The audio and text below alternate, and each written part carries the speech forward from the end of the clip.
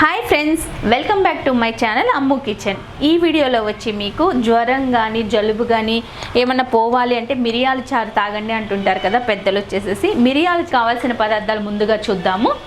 Tomatoes తీసుకున్నాను, కొంచెం ఎక్కువ టమాటాలు తీసుకోండి అనమాట. ఒక నిమ్మకాయ సైజు చింతపండు, కొంచెం ధనియాలు, ఒక స్పూన్ మిరియాలు, ఇది కొబ్బరి పౌడర్ అనమాట. కొబ్బరి ఉంటే కొబ్బరి వేసుకోండి. ఇవి వచ్చి ఎండుమిర్చి. నేను కారం అనేది వాడను దీంట్లోకి. వచ్చి ఎండుమిర్చితోటే ఈ రసం అనేది చాలా బాగుంటుంది. జీలకర్ర ఒక 2 టేబుల్ స్పూన్స్ జీలకర్ర తీసుకోండి. ఇది వెల్లుల్లి అనమాట, మీకు సరిపడినంత తెలిసిపోతుంది అనమాట. ఇవి మసాలాలు ఏంటంటే చాలామంది ఈ రసం మసాలాలు అనమాట. ఈ మసాలా పౌడర్ చేసుకోవడం చాలామందికి రాదు. ఆల్మోస్ట్ రసం పౌడర్ ప్యాకెట్ తీసుకొచ్చి వేసుకుంటుంటారు, కానీ నేను ఇది ఇంట్లో ప్రిపేర్ చేసుకుంటున్నాను అనమాట. దాంతో టేస్ట్ అనేది చాలా బాగుంటుంది. ముందుగా టమాటాలు కట్ చేసుకుందాము. చూడండి, టమాటాస్ ఇలా కట్ చేసుకుంటున్నాను. కొంచెం ఎక్కువ టమాటాస్ వేసుకోండి, చాలా బాగుంటుంది అనమాట. చింతపండు కొంచెం చూసి వేసుకోండి, పులుపు రెండు అనేవి ఉంటాయి అన్నమాట. ఇలా కట్ చేసుకున్న టమాటాస్ని ఒక బౌల్లో వేసుకోండి. ఇలా కట్ చేసిన టమాటాస్ని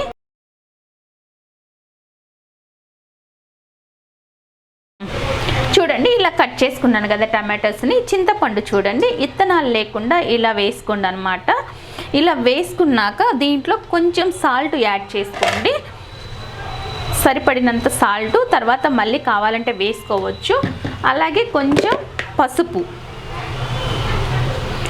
ఇలా వేసుకున్న వాటిని మనము బాగా కలపాలన్నమాట.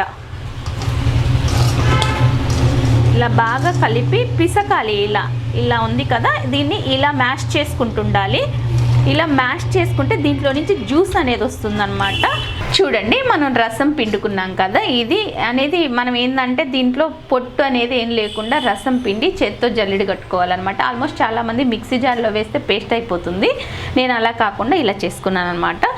ఇప్పుడు ఈ మసాలా దినుసులు ఉన్నాయి కదా, వీటిని కొంచెం లైట్గా ఫ్రై చేసుకుందాము మసాలాలకి.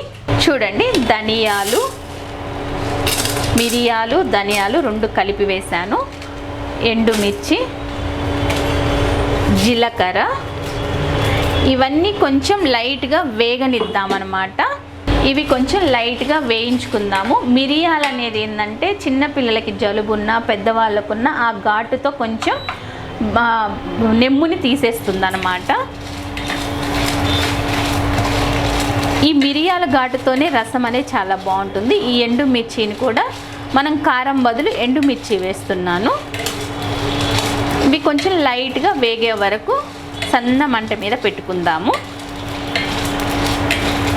చూడండి, మిక్సీ జార్లో వేసుకుంటున్నాను. ఈ ఎండుమిర్చి, మిరియాలు, ధనియాలు, జీలకర్ర అన్నీ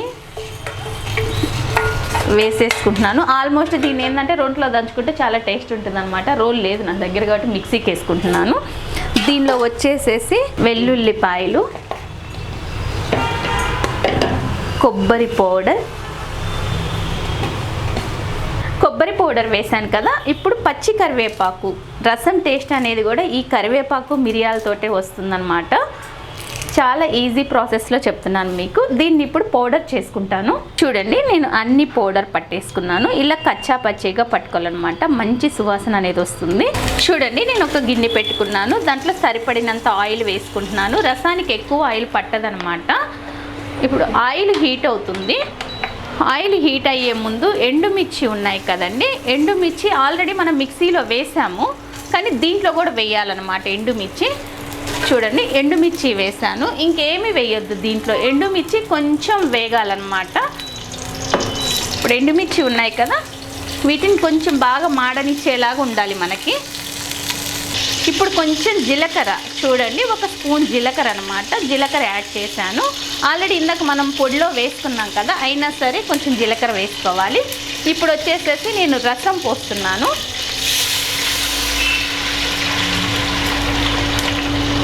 ఈ రసం పోసాక